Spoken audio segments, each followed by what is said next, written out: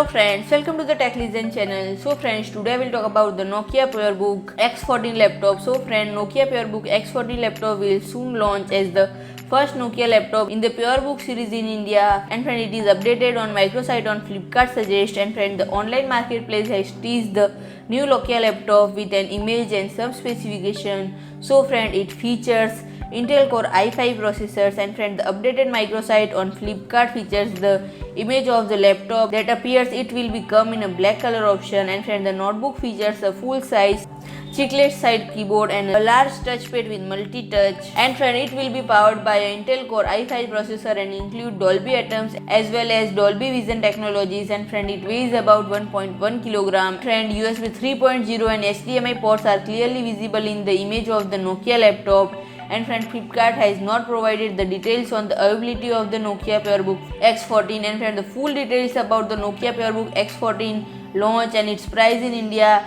yet to be revealed. So friends, if I get more details about this laptop, I will bring a new video for you. So friend, if you like my video, please do like, share and comment, and don't forget to subscribe my channel and press the bell icon.